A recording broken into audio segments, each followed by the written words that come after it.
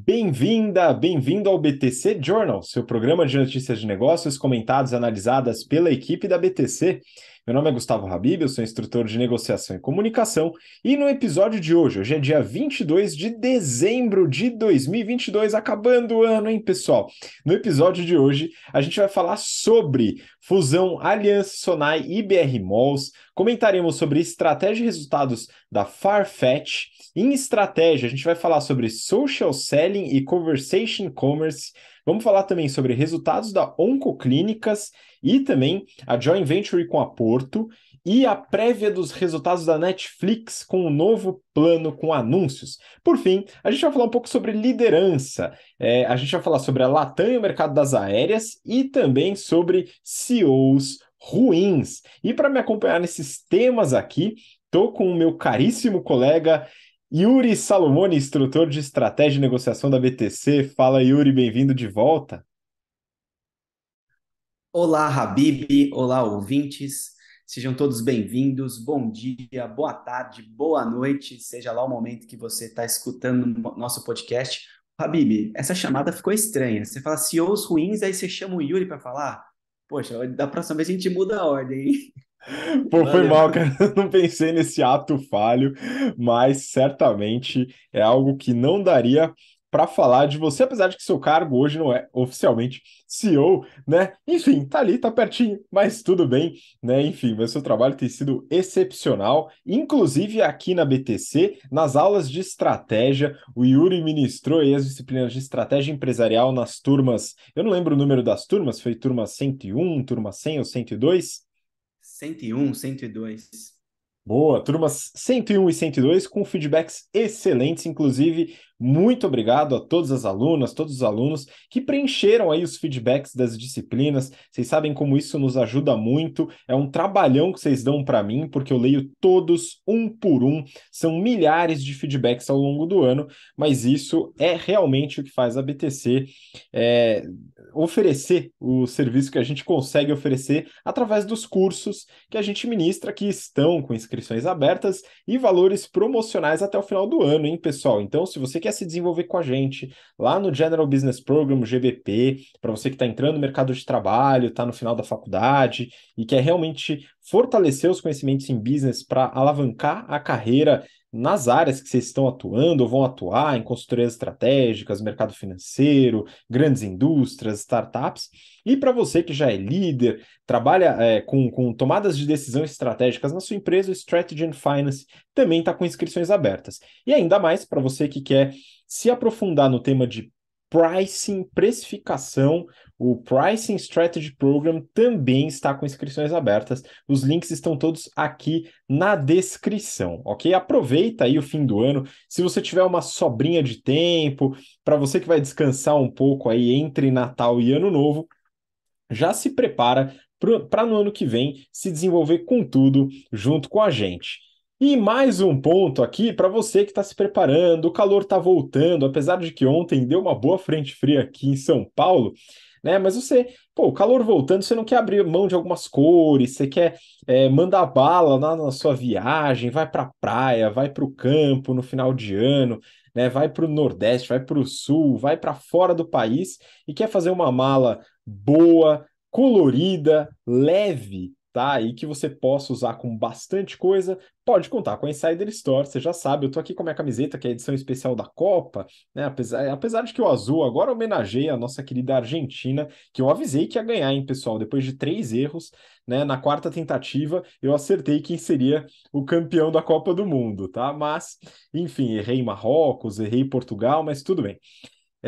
E para você que vai viajar e aproveitar, né, pô, uma roupa leve, que é bastante confortável, que tem conforto térmico, pode ajudar bastante a montar sua mala. E você tem um descontão de 15% para adquirir suas peças na Insider Store. É só usar o cupom BTC15. Então já sabe, link na descrição, entra lá, utiliza o cupom e já se prepara para sua viagem de fim de ano. Bom, vamos nessa, Yuri. Tem bastante coisa para a gente comentar. E eu queria começar com uma notícia aqui do Valor Econômico. Eu peguei aqui, o título é o seguinte: Análise, dois pontos. Aliança e Sonai se sobressaem na fusão com a BR Malls. Então, eu queria que você comentasse um pouquinho sobre essa fusão, né, essas duas empresas, no caso, de um setor bastante relevante aqui no Brasil, que é o setor de administração de shopping center. Vamos lá, Habib. Bom, primeiro eu queria convidar os nossos ouvintes a retornarem aí alguns episódios. Eu mesmo comentei sobre a Aliança Sonai e a BR Malls, esse processo de M&A. Houve duas tentativas de fechar negócio e a BR Malls negou veementemente ambas, dizendo que os valores oferecidos não condiziam com o valor da empresa. Até aí, ok. A gente não sabia quanto que tinha sido oferecido, o que foi negado, né? A gente não tem muito acesso ao que de fato acontece numa fusão e aquisição, até que ela de fato aconteça. Então, volte aí alguns BTCs de anos atrás, mas eu vou dar um breve resumo aqui. Duas ancoragens por parte da Aliança Sonai. Então, foi lá e ofereceu um valor, a BR Malls negou. Semanas depois, de novo, outra proposta e a BR Malls veio a público dizer: não aceitaremos tais propostas. Ok. Bom, a fusão que ocorreu nessa semana é que a Allianz ficou com 80% da empresa e a BR Malls cerca de 20%.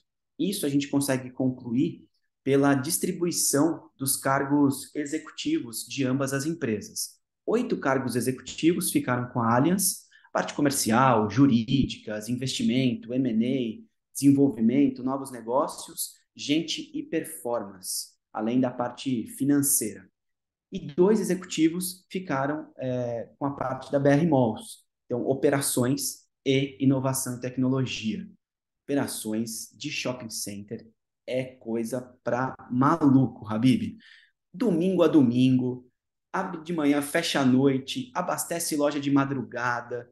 Que loucura! E aí ficou com a BR Malls, né? Quem trabalha mesmo é operações, viu? Para quem já esteve em shopping center, sabe que operações sofre. Mas enfim, um abraço aí para todos os meus amigos que trabalham em operações. Eu tenho alguns e tenho dó deles. São esmagados pela empresa, parece uma laranja sendo espremida. O dia inteiro de pressão. O WhatsApp não para.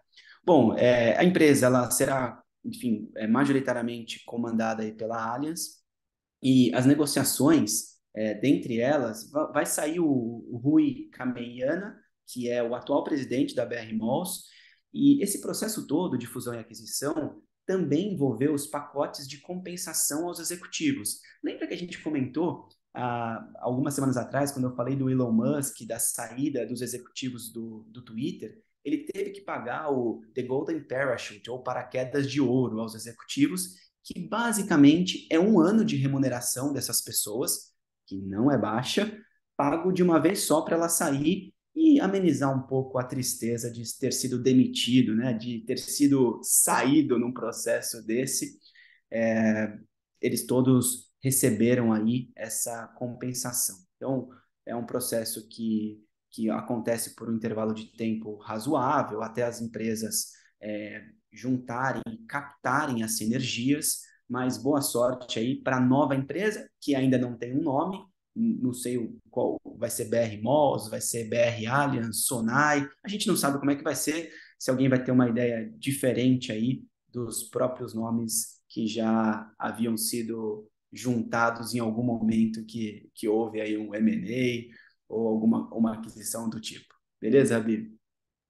Muito bom, não, mas é isso, muito interessante porque foi de várias idas e vindas aí dentro dessa aquisição, mas eu achei muito bom o ponto de você mandar um abraço pro pessoal de operações aí dos shopping centers, né? Porque o pessoal de fato sofre bastante, tá? E não só, na indústria também, o pessoal que trabalha com operações, o negócio é triste, né? De certa maneira, mas é recompensado, tá? Então, é um trabalho muito bom. Para vocês que estão ouvindo a gente, estão assustados, né, com isso que o Yuri falou, é um trabalho extremamente interessante do ponto de vista estratégico e tem poucos profissionais que realmente são hábeis para fazer isso, tem qualificação técnica. Então, é uma área muito legal para quem quiser se desenvolver na carreira. Mas é isso, né? Tem bastante estresse da operação.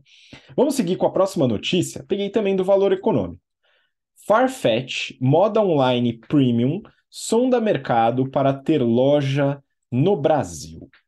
Bom, vamos começar. Quem é Farfetch? A loja da empresa foi fundada em 2007 pelo português José Neves, mas com matriz em Londres, né? Tem os escritórios, né, os headquarters, tanto em Londres como em Portugal. O fundador é português e entrou como um varejo online de moda luxo. Eles falam premium, mas eu acho que luxo aqui se adequa melhor ao modelo de negócio. Eles fizeram o IPO na New York Stock Exchange, a NYSE, em 2018. Captaram 880 milhões de dólares, chegando a um valor de mercado, um market cap de quase 6 bi de dólares. Hoje ele é de 1,5 e está descendo, hein, pessoal? Enfim, nesse meio tempo, a empresa adquiriu a Browns, que é uma boutique britânica de artigos de luxo, a Stadium Goods, que é um marketplace de tênis, e também tem no portfólio a chamada New Guards Group, que é um conjunto de marcas próprias, que hoje é uma das divisões da companhia. Uma dessas marcas é a Off-White, que é bastante conhecida por criar camisetas de algodão simples que custam mais de R$ 1.000. Enfim, então é bastante designado para o luxo mesmo. A notícia, ela fala sobre o estudo que a empresa está fazendo para abrir uma loja física no Brasil. A empresa já atua fortemente no e-commerce por aqui desde 2010. Qual que é a ideia? Omnichannel, como a gente já comentou aqui várias vezes, e a gente debulha esse modelo, essa estratégia dentro do GBP e também do Strategy and Finance. Não tem nada muito confirmado ainda, mas a estratégia faz sentido, porque ela já está sendo realizada em alguns países e o Brasil é um importante mercado de moda luxo. A gente já comentou aqui no passado sobre algumas empresas do setor, inclusive a história famosa, fatídica da decolagem e a queda da Daslu. Queda essa que foi de cabeça, tá? Mas pelo menos mostrou a força desse mercado, que ainda é muito forte. Então, é uma estratégia interessante, é um mercado interessante, o mercado brasileiro. E se você nunca deu uma olhada no site da Farfetch, recomendo, né, dar uma olhada, ver se tem algum item que você gosta bastante. Eu fui checar, né, para dar uma sondada ali no que eles vendem. Então, eu vi algumas camisetas vendidas a R$ 2.000, R$ 3.000, tênis a 12, 15, R$ 20.000. Então, são coisas bem simples, viu, pessoal? Mas, eventualmente, como uma roupa reserva aí para vocês pode funcionar muito bem. Enfim, vamos dar uma olhada nos números. Como que está rolando a Farfetch? Uma empresa de capital aberto, então tem os seus resultados divulgados publicamente. GMV da empresa, ou seja, o valor total de vendas, tá? Ele caiu do terceiro TRI de 2021 para o terceiro TRI de 22. Foi de 1 bi, um pouquinho, para 967 milhões, uma queda de 5%. Mas a receita subiu, olha que curioso, GMV caiu, mas a receita subiu, ou seja, a participação deles dentro das vendas aumentou. Pouquinho também, 2%, saiu de 500 para 515 milhões. A participação da divisão de marcas próprias, que eles chamam de Brand Platform, é de 31% dentro dessa receita. A plataforma digital, ou seja, todo o marketplace, as marcas que eles vendem, que são marcas de luxo. A gente está falando aqui de marcas como Versace, Gucci, Chanel, Zegna, uma série de outras marcas, Ferragamo, enfim, de vários setores de moda, tem a participação de 63%. Já o in-store, a loja física, só 5%. A ideia deles é aumentar a participação das lojas físicas. E aqui vale um ponto que a gente já comentou no passado, se você é novato ou novata aqui no BTC Journal, grava bem isso que eu vou falar para você. Em geral, há exceções, mas em geral, as lojas físicas hoje performam melhor do que o e-commerce em margem. Então, para você que pensa que o e-commerce, como não tem loja física, não tem custo de loja, não sei o que, não sei o que, performa melhor, isso não se mostra na realidade, ok? Então, em geral, há exceções, ok? Mas é importante notar que eles buscam sim a loja física, seja por aumento de margem, seja por presença de marca ou pela estratégia de multicanalidade que a gente comentou aqui, que é muito possível. Hoje a empresa tem uma margem bruta de 28% e o EBITDA é negativo, né? Eles tiveram um EBITDA negativo aí de 4 milhões e um prejuízo líquido de 275. E a empresa, será que queima caixa? Queima muito caixa, como se não houvesse amanhã. No terceiro TRI de 22, eles tiveram um caixa queimado de 518 milhões, que é mais do que o valor da receita que eles tiveram no mesmo período. Então queima muito caixa.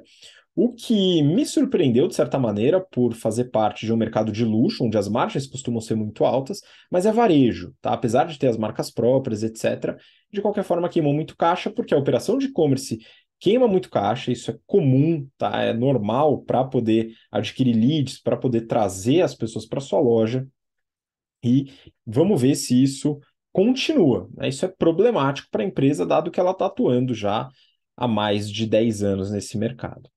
Vamos seguir para a próxima notícia. Agora a gente vai falar um pouquinho sobre estratégia. Eu vou chamar o Yuri para comentar essa notícia do valor. Social Selling e Conversation Commerce entram em cena. Yuri, traduz aí para a gente esse negócio do que essa reportagem está falando.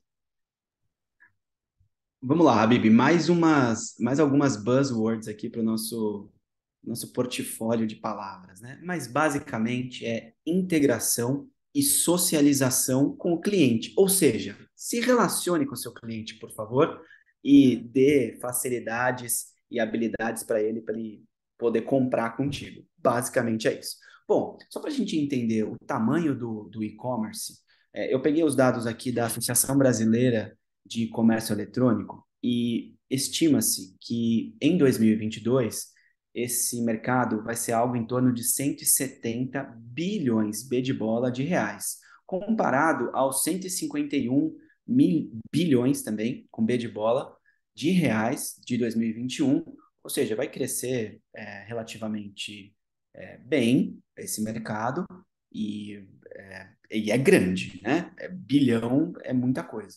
E o volume de consumidores, ele deve saltar 6%, sair de 78,9 milhões de consumidores para 83,7 milhões de consumidores de 2021 para 2022. Então, cresceu 6%. Beleza.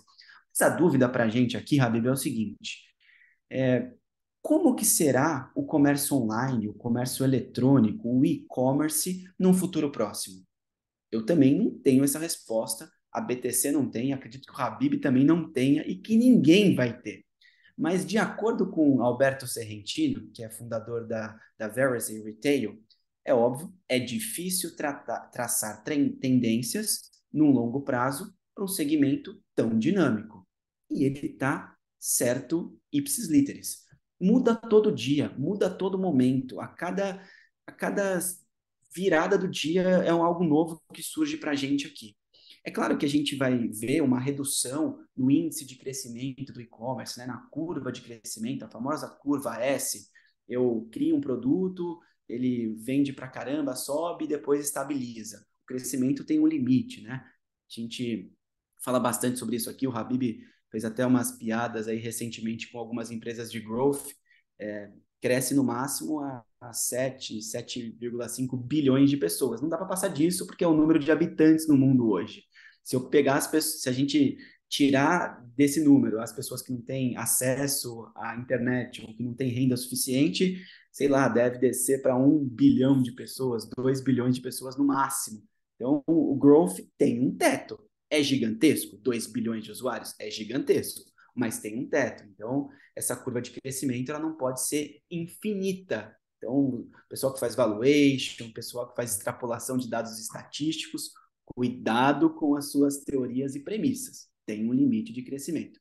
Beleza, mas de acordo com o Bruno Curry, que é o CEO da Corbis, é uma empresa também nesse ramo, ele diz que tem estudos que apontam que o custo de captação de novos clientes chega a ser 5 vezes maior do que trabalhar a própria base. O que eu quero dizer com isso? Se você tem dados, se você já tem usuários, você gasta para fazer uma venda 20% se você usar a sua base ou 100% de um número que você definir para conseguir um novo cliente, que é o famoso CAC, né, o custo de aquisição do seu cliente. E para o Bruno também, e para mim, que eu acredito nessa informação, o sucesso do e-commerce passará pela maximização do lifetime value, é o LTV, que basicamente, né, é o índice que diz, em média, quantos os clientes investem nos seus produtos ou serviços durante o período em que se relacionam com a empresa. Aumentar o lifetime value é o que toda empresa quer. Bom, nessas oportunidades que eu citei acima, a colocação efetiva do cliente no centro da operação e o uso do Conversation Commerce, que é a integração entre o tempo real entre marcas e clientes, a integração em tempo real, né, entre marcas e clientes, como parte da jornada e da ponte entre varejo físico e digital, ele aumenta, né, a possibilidade de criar personalização em escala, ou seja, crescer de maneira personalizada. É um grande desafio você personalizar algo e dizer que ele vai crescer significativamente, porque é específico.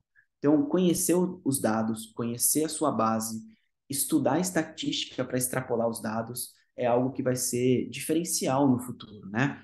E esse conceito, ele avançou muito nos últimos anos com a chegada dos e-commerces desde 2010, 2011 no Brasil, e assim como o social selling, que cada vez mais embarca conteúdo, entretenimento e mídia nos negócios, o próximo passo aí, dado o 5G, será o uso de vídeo, por exemplo. Então, eu compro pelo controle remoto da minha TV, ou pelo mouse aqui do meu computador, ou clicando na tela do meu celular, seja lá como for, o 5G vai facilitar, por exemplo, eu ver a camisa da Insider, do Habib aqui, clicar nela e poder comprar e chegar na minha casa. Essa é a evolução do físico e do digital. Cada vez mais estarão juntos, né? A omnicanalidade. O que eu não gosto é, Habib, mais buzzwords, né? Agora é digital. É digital, mas mais físico. Não venha com uma nova palavra, com uma coisa que já existe. Buzzwords já estamos cheio, né? Outro dia eu tenho uma lista aqui, Habib, cheio de buzzwords que eu traduzo, né, para mim mesmo. Que eu evito ficar usando essas buzzwords.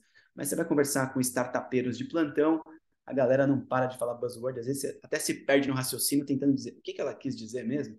Mas, enfim, para exemplificar a questão do 5G, da compra por vídeo, eu tenho o caso da Evino aqui, que transformou a plataforma deles em canal para entrar ao vivo nas redes sociais. Os próprios executivos da Evino dizem que o tráfego, né, ao vivo, o tráfego de pessoas ao vivo é muito menor do que no site. Até aí, ok. Mas a conversão chega a ser o dobro. A conversão é delicado. Se eu dobro a venda para cada cliente que eu consigo chegar, quem sabe isso num processo ali de viabilidade de crescimento não seja o jeito de conseguir esse cliente, de captar esse cliente. Bom, ao longo dos próximos anos, nós vamos ver esses casos de fusão, aí, integração entre o físico e o digital, com algumas oportunidades essas que têm de ser resolvidas. Por exemplo, Habib, a legislação fiscal, porque se eu vendo um produto em São Paulo e o meu centro de distribuição é em Minas Gerais, eu tenho o famoso DIFAL, né, a diferença de alíquota dos impostos. Então, como que eu vou regular tributariamente ou fiscalmente uma empresa? A gente tem que evoluir como país, tem que evoluir como sociedade, e isso tem de ser discutido nos próximos meses ou anos, Habib. Pois é, né? Tem algumas lendas urbanas interessantes aí que assolam o nosso país, né? Então tem a mula sem cabeça, tem a loira do banheiro e tem a reforma tributária, né? Quem sabe um dia ela sai, né, Yuri? A gente vai, vai ainda saber se ela vai sair um dia, né? Em qualquer governo que seja, mas é difícil, é difícil. Então fica esse imbróglio. Os problemas do ICMS, por exemplo, são monstruosos, né? E é bom que você tenha colocado esse ponto aqui. Vamos seguir? Eu tenho duas notícias para comentar em relação à mesma empresa. Eu peguei as duas do Brasil Journal. Oncoclínicas e Porto criam JV para integrar tratamento de câncer. E a outra é: CEO da Oncoclínicas vê desconexão entre resultados e o preço da ação. Bom, vamos lá. As duas notícias, elas refletem a Oncoclínicas, uma empresa que atua com a gestão de serviços oncológicos.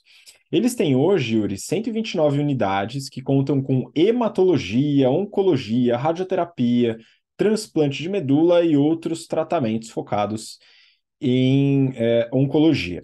Segunda-feira, eles anunciaram uma aliança estratégica com a Porto, através de uma joint venture, que é uma empresa comandada por ambas, e ela pretende desenvolver serviços médicos oncológicos de forma integrada. Bom, ela vai ser 60% da Oncoclínicas, 40% da Porto, e a ideia é oferecer esse cuidado integral para pacientes oncológicos, provavelmente utilizando parte da estrutura financeira e de seguros da Porto. Essa ideia de oferecer cuidados integrais não é novidade. A gente já vem falando sobre isso, a gente comentou recentemente sobre o caso do Hospital Albert Einstein, comentamos sobre Redditor, comentamos sobre outras gamas do setor de saúde, buscando esse cuidado integral. Aqui, é claro que a gente está lidando com um nicho específico de pacientes, são pacientes oncológicos, mas a estratégia ela é bastante semelhante nesse sentido, de oferecer um cuidado através de várias frentes, não apenas na abordagem da crise imediata. Isso é bem interessante. A parceria agora está sob a aprovação do CAD para poder dar sequência a essa joint venture. Acho muito difícil que o CAD bloqueie de alguma maneira, mas ainda está sob aprovação. A outra reportagem é, na verdade, uma entrevista com o CEO do grupo Oncoclínicas, falando sobre os resultados do terceiro TRI e o tal do descolamento dos resultados ou dos fundamentos da empresa com o valor das ações. Desde o IPO, no ano passado, a empresa caiu 70% em market cap. Eles comentam sobre a alavancagem da empresa. Muitos dos investidores, o pessoal, a entrevista, inclusive, aborda isso como sendo uma das causas, eventualmente, da queda das ações, pela preocupação com a alavancagem. Mas o CEO ele não acha que essa seria a causa. Bom, vamos dar uma olhada nos números, até para ter uma ideia. A Oncoclínicas, nos 9 meses de 22, ela teve uma receita de quase 2,9 bi, um aumento de quase 50% em relação ao mesmo período do ano passado. O ticket médio ele subiu quase 13%, de 7,5 para 8,4, quase 8,5 mil reais. E aqui, o ticket médio ele subiu meio de lado com a inflação, até um pouquinho a mais, mas não foi nenhuma grande diferença. Só que eles aumentaram muito a quantidade de procedimentos, por exemplo, em um pouco mais de 27%. E o próprio CEO comenta na entrevista que o mercado é muito fragmentado. Então, é uma empresa que é líder em serviços oncológicos e tem menos de 10% do market share. Então, a ideia do crescimento é justamente conquistar o resto do market share. Uma estratégia possível é através de aquisições, que é o que a Oncoclínicas faz também. Ela teve um crescimento orgânico, que no caso foi de 23% da receita, mas para contemplar esses quase 50%, teve o crescimento inorgânico. E para isso, ela se endividou. A empresa, ela saiu de uma estrutura de caixa líquido, ou seja, sem endividamento, ela tinha mais caixa que dívida, para uma estrutura de endividamento e alavancagem de 3 vezes a dívida líquida sobre EBITDA. E isso é considerável, dado que em um ano ela passou de caixa líquido para um endividamento razoavelmente alto. E isso, segundo a reportagem, é o que preocupa os investidores. A dívida líquida, ela saiu de um caixa líquido de 470 milhões para uma dívida de 2 bi. Vamos lá, só para terminar ali os resultados, né? A empresa, então, ela tem uma margem bruta de 34,8%, que subiu 3,6 pontos percentuais nesse período. A margem EBITDA de 15% subiu 1,5% e teve lucro líquido contra um prejuízo no ano passado, apesar do aumento das despesas financeiras, ou seja, a melhoria operacional, melhoria de receita, melhoria de margem bruta, melhoria de margem EBITDA ajudaram muito no bottom line, no lucro líquido. Só que a preocupação está na alavancagem. E aí eu queria ponderar aqui, né, que talvez seja uma preocupação meio desesperada, não tão séria assim. Vamos analisar um pouquinho essa questão da alavancagem. Primeiro, que a alavancagem ela tem uma motivação. A motivação é adquirir market share através de aquisições, e isso faz sentido no mercado fragmentado. Legal. Segundo ponto, a alavancagem ela foi feita através de uma série de dívidas diferentes, em grande parte com juros razoavelmente baixos. Boa parte das dívidas, segundo o resultado auditado, estão ali rodando em torno de CDI mais 1,3%. Ah, mas o CDI está muito alto, tá? Mas bom, está baseado no CDI e o adicional em relação ao CDI não é tão alto assim, tá? Já vimos muito mais altos. Eles emitiram 500 milhões em CRIs, então tem dívida baseada em CRIs, tá? Que as taxas também não são tão ruins assim. Então, tá alavancada? Tá alavancada. A alavancagem foi rápida, ou seja, emitiram bastante dívida, mas existe uma estratégia por trás, a estratégia faz sentido, e se ela der certo, talvez seja muito melhor do que utilizar caixa próprio ou não executar essa estratégia. Então, eu concordo com o CEO, eu acho que se existe essa preocupação, ela não é nada grave, tá, na minha visão, e também, por outro lado, né, o senhor está preocupado com esse descolamento, meu querido, é o mercado financeiro, né? Então, a gente vê isso o tempo inteiro. Esse descolamento entre fundamentos e valor da ação é muito comum. Eu acho que não é algo preocupante também, tá? Vai estar descolado em muitos momentos. A gente tem questões políticas, tem questões ambientais, tem questões de mercado, tem juros nos Estados Unidos, tem juros no Brasil, uma série de aspectos que vão alterar o market cap, o valor da empresa, que é negociada todos os dias na Bolsa de Valores. Então, eu acho que não é, de certa forma, problemático. Então, eu torço aí para que a Oncoclínicas consiga executar muito bem essa estratégia, porque se alavancou, agora precisa comprar boas clínicas, boas empresas, fazer uma sinergia, que é o desafio. O Yuri sabe muito bem como esse desafio é grande de você comprar uma coisa, né? Você tem o dinheiro, alavancou, comprou. Agora, para fazer a operação rodar bonito, aí dá um trabalhão, não é só colocar na planilha. E aí a gente vai torcer, então, para que eles consigam executar essa estratégia, que é uma estratégia de risco razoável, mas que está muito adequada, na minha opinião. E sucesso também com a Joint Venture e com a Porto. Espero que o CAD aprove rapidamente. Bom, vamos seguir para a próxima notícia. Próxima notícia eu peguei da Forbes e o título é o seguinte: ações da Netflix caem com números decepcionantes do plano com anúncios. Alguns episódios atrás, a gente falou sobre a Netflix e o novo produto, assinatura com anúncios. Eu tirei sarro, falei que a gente paga pela assinatura para não ter anúncio, e esse produto era juntar o fedido e o mal lavado. Mas, brincadeiras à parte, a ideia da Netflix era captar o excedente do cliente, que não estava disposto a pagar pelo plano de assinatura ao preço que é, mas topa uma propaganda que é ali para ter acesso aos conteúdos. Vai lá dar uma olhada no episódio que a gente fala com detalhes sobre esse produto e os resultados da Netflix dos 9 primeiros meses de 2022. Bom, um mês se passou e a notícia fala sobre uma análise feita pela empresa de Business Analytics chamada Antena. Segundo a consultoria, o novo plano representou apenas 9% dos novos usuários do Netflix. E aí vem o dado preocupante mesmo. 43% dos que escolheram o novo plano já eram assinantes. Ou seja, é aquela preocupação que eu pontuei no episódio. Eles buscam o excedente do cliente, mas acabam atendendo aos próprios usuários que gostariam de pagar mais barato. Nisso, o ticket médio cai, a receita cai, e a gente vê que a ideia não é tão genial. A Netflix, ela se pronunciou meio que refutando sem refutar. Ela falou que é muito cedo para avaliar o resultado da estratégia. De fato, é cedo e eu concordo. Mas nada impede da gente ter alguns dados disponíveis e, de qualquer maneira, levantou a bandeira lá na Netflix para analisar um pouco mais, né? Dar um pouco mais de carinho nessa análise.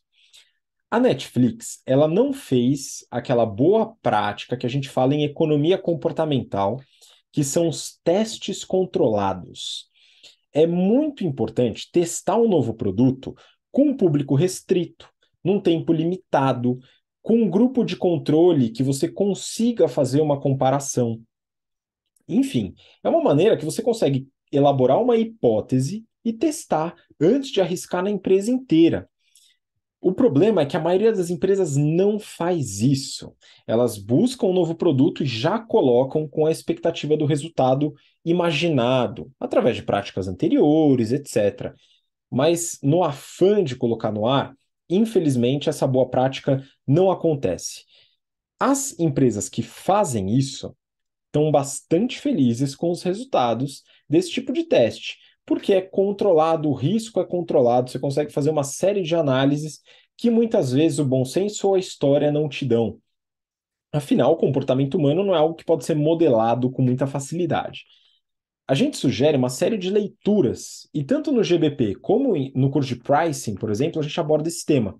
Mas é nos treinamentos corporativos da BTC que a gente se aprofunda de verdade. A gente tem uma série de clientes que desenvolvem treinamentos corporativos, em company, personalizados, onde a gente aborda o tema de economia comportamental, desenvolvendo testes, simulações dentro de recursos humanos, dentro de novos produtos, dentro de gestão, onde a gente coloca os problemas da empresa e sugere, né, elabora, e o pessoal faz isso, né, dentro do curso, elaborar testes possíveis, como controlar, como fazer o mapeamento das métricas e assim por diante. Então, se você busca treinamentos de alta qualidade para os colaboradores da sua empresa, trazer temas de estratégia, finanças, marketing, negociação, economia comportamental, manda uma mensagem para a gente lá no Instagram, pelo e-mail, contato@btcompany.com.br, que a gente vai atendê-los com o maior prazer, tá? Só para sumarizar, né, retomar rapidamente, mas para dar uma olhada no detalhe sobre a Netflix, volta lá no episódio. Eles tiveram nos 9 primeiros meses uma receita de 23,8 bi contra 22 bi no ano anterior, né, nos 9 meses, e tiveram lucro operacional, né, de 5 bi, uma margem de 21%, que é uma margem bem saudável. Então, a Netflix é uma empresa que está indo financeiramente bem, está gerando caixa, tem uma certa adequação em relação à produção de conteúdo, então, quanto mais conteúdo produz, menos caixa acaba gerando, mas agora com uma produção um pouco mais enxuta e até focada em países não tão caros assim para produzir, conseguiu gerar bastante caixa, foi bem interessante, mas tem que tomar cuidado com o novo produto. A gente vai analisar com mais detalhe nos próximos meses, ver se realmente foi um tiro pela culatra, como está se mostrando nesse pequeno período, mas ainda não dá para bater o martelo. Vamos seguir para as próximas notícias. Yuri, eu peguei aqui para você comentar uma do Neofeed e a gente vai começar a falar um pouco sobre liderança aqui. Uma companhia low cost dificilmente vai entrar no país, diz o CEO da Latam Brasil. Eu queria que você comentasse um pouco sobre o mercado das aéreas. Vamos lá, Habib, comentar sobre esse mercado que é grande, que é bastante significativo na questão de locomoção entre pontos e que tem crescido e se ajustado, né? Pelo menos de acordo aqui com o CEO da Latam.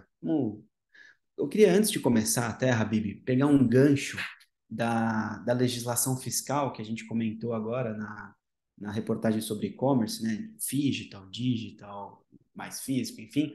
Eu quero começar a chamar a atenção num ponto que nessa notícia o CEO da Latam bate forte, que é sobre a insegurança jurídica no Brasil. Então, sobre a regulamentação do sistema. E o Jerome Cadier, que é o CEO, né, ele comenta nessa entrevista ao Neofeed sobre, dentre outros assuntos, sobre essa insegurança. Porque vocês vão entender já já por que eu estou falando disso, mas é um breve relato. Quando a gente não tem regulação, lembra, eu já comentei isso em alguns episódios, falando sobre algumas empresas que tentam entrar no mercado. Se você não tem regulação, muitas vezes não é uma oportunidade, muitas vezes é uma barreira de entrada, porque vai dar ruim, né? Mas beleza. Há um ano, para quem não acompanhou ou não acompanha, a Latam estava em recuperação judicial, estava reestruturando a sua operação nos Estados Unidos, e ao passo que em recuperação judicial ela tentava se ajustar, ela viu concorrentes como a Azul, por exemplo, se empenhando para vender aos credores da Azul mesmo a operação. Então, credores, vocês colocaram dinheiro aqui, fica com essa operação, eu não quero mais. Bom, um ano se passou e a situação mudou. A Latam, ela está superando a pandemia, e aí aqui eu tenho que criticar porque a pandemia não acabou. A gente tem ainda problemas de regulações sanitárias em alguns países. A China, a gente comentou aqui nos journals passados, sobre Covid zero, restrição ou não, enfim, o Habib falou isso bastante, não vou repetir, e apesar da pandemia não ter terminado, o CEO, é óbvio, ele tem que falar que está tudo bem, que está tudo voltando, que estamos nos recuperando, para que investidores acreditem na Latam e invistam nas suas estratégias. Bom, eles fizeram a lição de casa, Habib. A Latam reduziu 30% o custo da empresa. Eu acho que são os snacks que eles estão servindo no voo. Eu sou um hard user de Latam. Então, quando eu viajo, 80% das vezes é de Latam. Antes tinha um serviço de bordo muito melhor, hoje em dia tem um snackzinho lá, bem baratinho. Boa parte desses 30% do custo aqui foi esse serviço de bordo. Bom, reduziu também a dívida bruta em 35%, ou seja, reduziu a alavancagem e chega agora a 6,8 bilhões de dólares. E no terceiro TRI de 22, eles praticamente igualaram a receita do terceiro TRI de 19. As companhias aéreas e as empresas no geral, aqui mesmo onde eu trabalho, a gente está comparando 22 com 19, porque 20 e 21 foi transição, foi períodos não comparáveis para a gente. Então, eu coloco 3 anos na tela para poder mostrar a evolução da empresa. 18, 19 e 22. 20 e 21 a gente faz um parênteses e deixa ali na caixinha. Beleza. Ao deixar a recuperação judicial para trás, o plano agora da Latam é recuperar o tempo perdido. E eles vão citar algumas ações para isso. Eu não entendo o que é recuperar o tempo perdido. É recuperar a rentabilidade do negócio. Não foi um tempo perdido, foi um tempo desafiador, onde catalisou problemas de umas empresas, catalisou negócios potenciais de crescimento. Mas quais são as ações da Latam? Primeiro, novas rotas. Eles já anunciaram 12 novas rotas no Brasil. Um exemplo disso é Presidente Prudente, no interior de São Paulo, e Jericoacoara, que o Habib até comentou, fizeram um aeroporto em Jericoacoara. Não acredito. Meio ambiente, respeite o meio ambiente para a gente ter aquelas belezas naturais para podermos visitar. Mas então, novas rotas, novos destinos, mesmo dentro do Brasil, é um fator aí para recuperação. O dólar alto, ou o euro alto, favorece o mercado interno também. É mais barato viajar dentro do Brasil, apesar de muito caro, do que ir para fora do Brasil. E hoje a Latam está operando em 54 aeroportos nacionais, é bastante coisa, né? Dado que a gente tem 27 estados aí, unidades federativas, né? Então, e aí tem um ponto que eu queria trazer, até da hotelaria, que é onde eu estou inserido hoje. Na pandemia, o público-alvo, né, a persona para a qual você vendia hotéis era, em média, você colocava o compasso no lugar do seu hotel, traçava um raio de 400 quilômetros, é ali o meu público-alvo, porque é a distância que um carro convencional com um tanque de gasolina chega da casa do cliente até o hotel. Basicamente isso.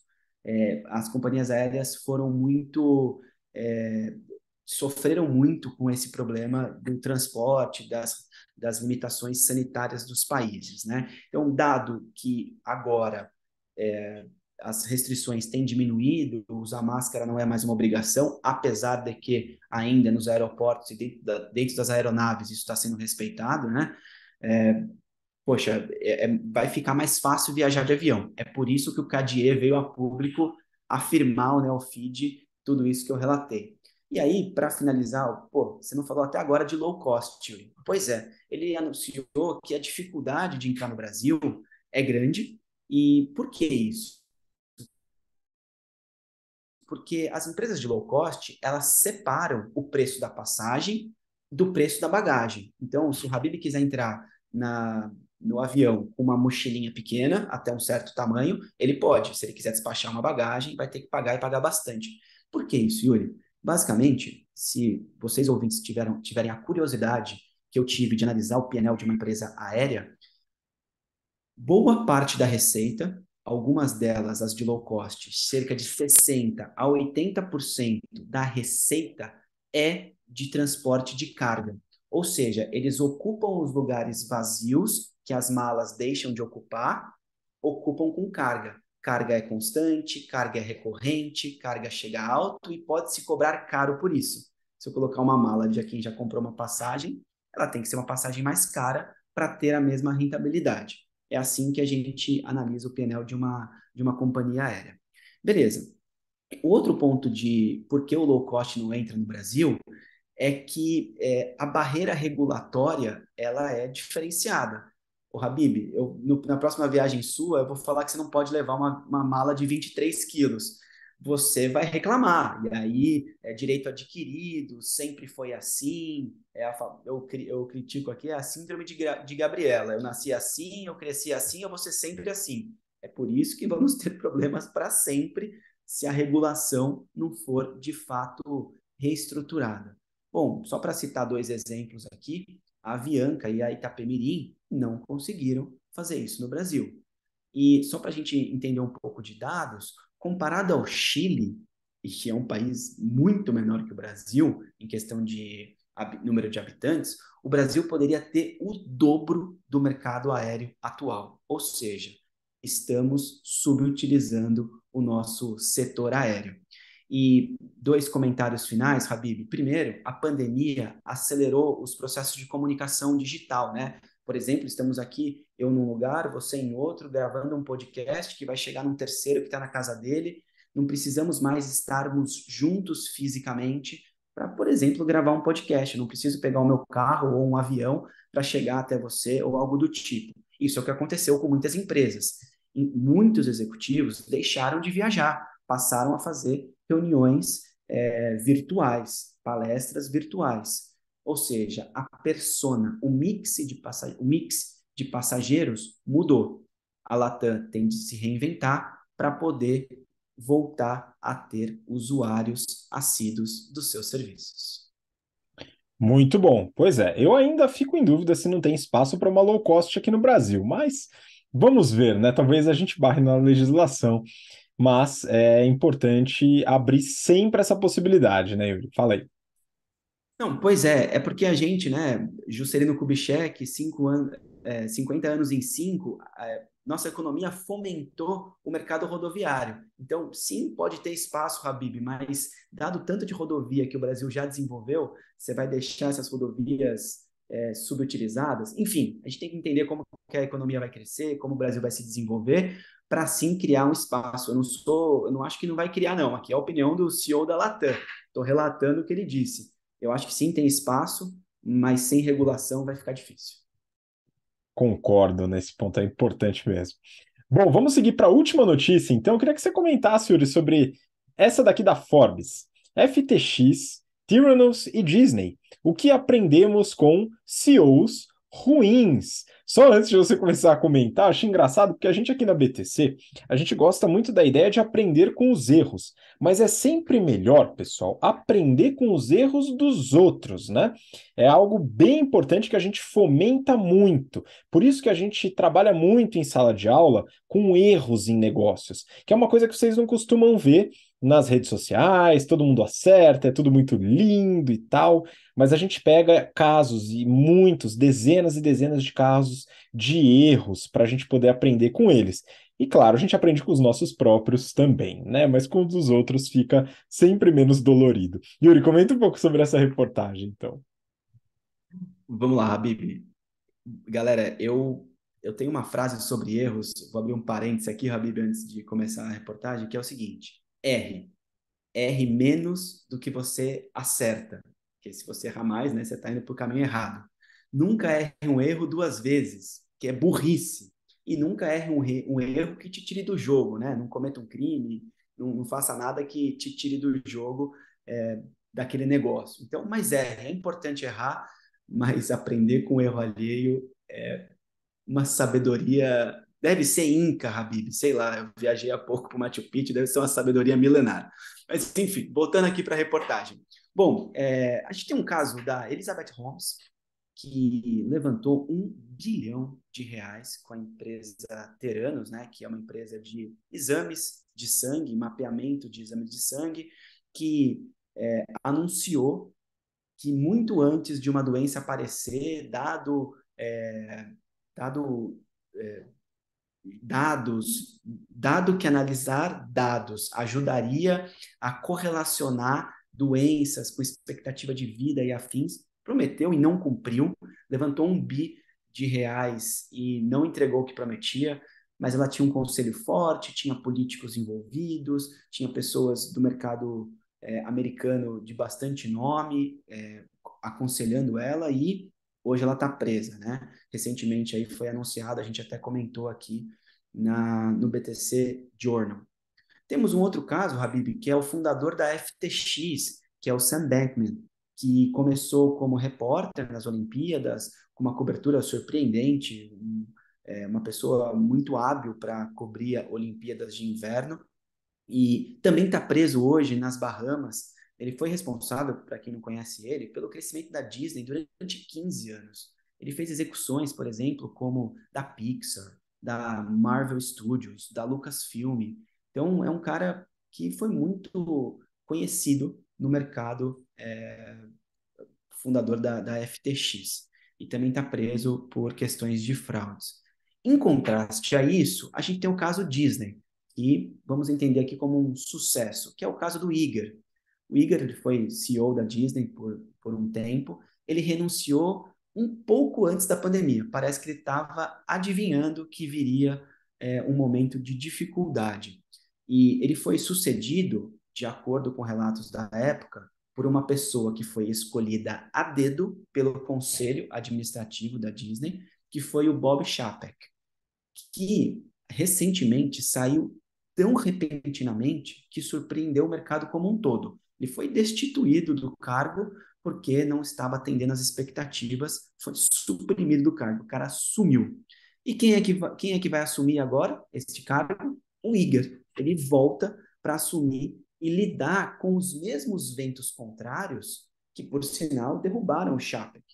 Como casos como quais são esses ventos contrários, né? Então, competição no streaming, questão Netflix, com Disney Plus agora, né? E outras redes de streaming. Economia desafiadora, questão da inflação nos Estados Unidos e no mundo altíssima. E, por fim, o clima político polarizado, não só nos Estados Unidos, como também em vários lugares do mundo. Então, são três partes aí, três dificuldades, três oportunidades que o Iger vai ter que lidar. Bom, o que fica claro nessas histórias, nessas coincidências, né? O que temos em comum? Todas essas empresas têm conselhos, os conselhos de fato estão aconselhando os seus C-levels, estão de fato se responsabilizando pelas tomadas de decisão, porque o que a gente vê, Habib, é que o plano de sucessão, que é o segundo item em comum aqui, ele não é praticado com. Ele não é execuível, ele não está entregando o que ele promete. Há notícias da época que trocou o Iger pelo Chapek da Disney, não, foi escolhido a dedo, vai ser o melhor CEO de todos os tempos, é a pessoa que vai inovar, que vai trazer coisas boas, enfim, não entregaram. E terceiro, e não menos importante, a questão do compliance. Poxa, pessoas investiram na Elizabeth Holmes, na Theranos, bilhão de reais e os dados não foram validados. Cadê a due diligence? Cadê a análise dos relatórios? Como que enganou tanta gente? Então é super complexo. O ESG ele tem que ser praticado, ele não tem que ser algo que você põe na prateleira, que é para vender ação mais caro, porque as empresas quebram se não tiver compliance, se não tiver plano de sucessão e se não tiver conselhos administrativos que ajudam os C-levels. Eu não estou falando aqui que esses casos que a gente citou não tiveram ajuda de conselhos, mas o conselho tem que se responsabilizar, tem que estar junto com eles e tem que orientar para que seja feita a coisa correta. Ou, Habib, esses conselhos, eles eram alinhados com as tomadas de decisões desses C-levels? Talvez não saberemos, né? Pois é, mas é sempre bom a gente observar os erros e aprender com eles, de preferência dos outros, né? E eu gostei da sua frase, né? Se for errar, erra bastante, mas não erra de forma de tirar do jogo, né? Ou de forma Não que erre duas vezes o mesmo não erre erro. duas vezes também, é a mesma coisa que é realmente preocupante. Bom, essa é a última notícia do BTC Journal desta edição e deste ano também, pois tiraremos um recesso aí na próxima semana para voltar na primeira semana de janeiro. Yuri, muito obrigado pela participação hoje e em todos os episódios do ano de 2022. Obrigado, Habib. Obrigado a todos meus companheiros de bancada desse ano. Goraieb, Maiara, o Habib, o Aracaki, a Camila. Obrigado a todos aqui que participaram desse ano incrível. Foi um prazer poder começar a participar desse podcast aqui de grande sucesso e que o ano que vem a gente tenha bastante notícia para comentar. Habib, obrigado, fiquem bem. Ótimas festas a todos. Com certeza a notícia não vai faltar. Yuri, obrigado. Obrigado você que acompanha a gente até agora, pelo interesse, pela paciência. Eu desejo, eu e todo o time da BTC, um ótimo Natal, uma excelente virada de ano, um próspero 2023. Aproveite as festas se você puder, né? Tiver que trabalhar, algumas pessoas vão ter que trabalhar, né? Mas espero que você possa ter uma virada muito interessante, muito boa, e a gente se vê, então, na primeira semana de janeiro. Um grande abraço, até lá. Tchau, tchau.